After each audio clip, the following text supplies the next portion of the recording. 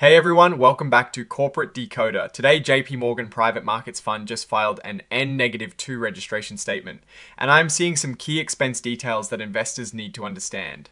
Quick note, this is not financial advice, just my take on public filings for educational purposes. This filing gives us a really clear look at how much it costs to invest in this fund and the risks involved. Alright, let's dive into the JPM Private Markets Fund, or as they call it, the fund. This is a closed-end investment company focused on private equity and other private market investments. They are offering three classes of shares: Class S, Class D, and Class I. The big story here is the fees and expenses. They break down exactly what you will pay for each share class, and it is important to see how they differ. For Class S shares, the total annual expenses are 3.20%. For Class D shares, it is 2.75%, and for Class I shares, it is 2.50%. This might not sound like a lot, but over the long haul, these percentages really add up and can significantly impact your returns. Think about it. That difference between 3.20% and 2.50% on a large investment can mean tens of thousands of dollars over a decade. First up, we have the advisory fee, which is 1.00% across all share classes. This is what the fund pays its investment advisor, JPMorgan Investment Management Incorporated, for managing the money. It is a standard fee for this type of fund, but it is just the beginning of the cost. Then there is the incentive fee, which is set at 0.5% for all share classes. This fee is a percentage of the fund's profits.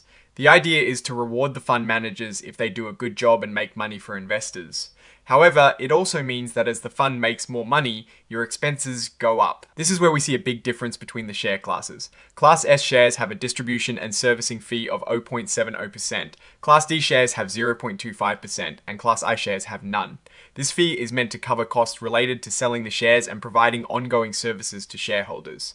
So if you invest in Class S shares, you are paying more for these services than if you invest in Class D or Class I. This is a significant one. Acquired fund fees and expenses are listed at 0.60% for all share classes. This represents the fees and expenses of the underlying funds that JPMorgan Private Markets Fund invests in. Since this fund invests in other private equity funds, it has to pay those funds' own management and performance fees. This is a layer of fees that investors need to be aware of, as it is money flowing out of the fund to external managers. Adding it all up, the total annual expenses are 3.20% for Class S, 2.75% for Class D, and 2.50% for Class I. It is crucial to understand that these are the ongoing costs you'll face each year. The filing also provides examples to help illustrate these costs. For a $1,000 investment in Class S shares, assuming a 5% annual return, you would pay $33 in expenses in the first year. For Class D, it is $28, and for Class I, it is $26. While these numbers seem small for a $1,000 investment, imagine that on a $100,000 or a $1 million investment. The difference becomes much more substantial. Now, for a larger investment, say $25,000, Class S shares would cost you $831 in the first year, Class D would be $712, and Class I would be $647. Over 10 years, those costs really add up. For a $25,000 investment in Class S, you'd pay over $10,000 in expenses. This really highlights how important it is to pay attention to fees, especially in a fund that aims for long-term capital appreciation. One piece of good news is that there is no upfront sales load for any of these share classes. This means when you invest, your full investment amount goes towards buying shares.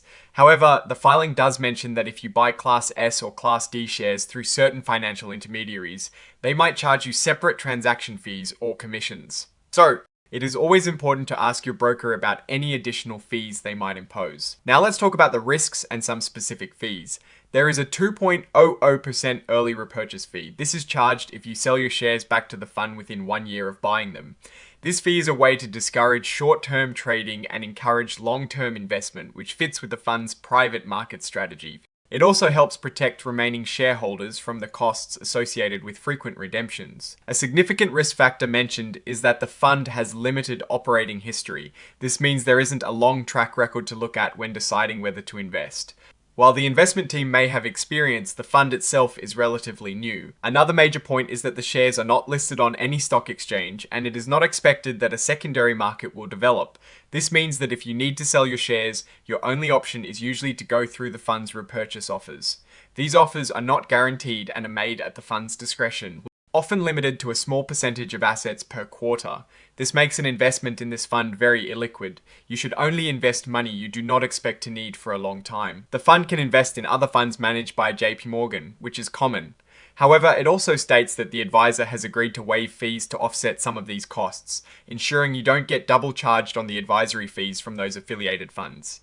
This is a good sign that they are trying to manage costs for investors. As with many funds managed by large financial institutions, conflicts of interest are a major concern. The filing details how the advisor and its affiliates might have incentives that don't always align perfectly with the best interests of the fund's shareholders. For instance, the advisor can earn fees from managing the fund, and also potentially from transactions or services provided by other JPMorgan entities. They have policies in place to manage these conflicts, but it is something investors should always be aware of. The filing repeatedly emphasizes the illiquid nature of these investments. Private market investments are not easy to sell quickly. This isn't like buying a stock on the NICE that you can trade anytime.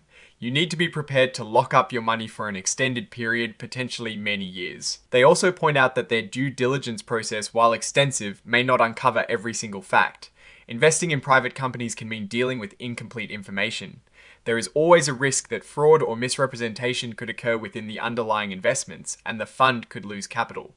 Looking at the overall picture, this fund offers exposure to private markets, which can be attractive for long-term growth. However, it comes with significant costs, illiquidity, and potential conflicts of interest.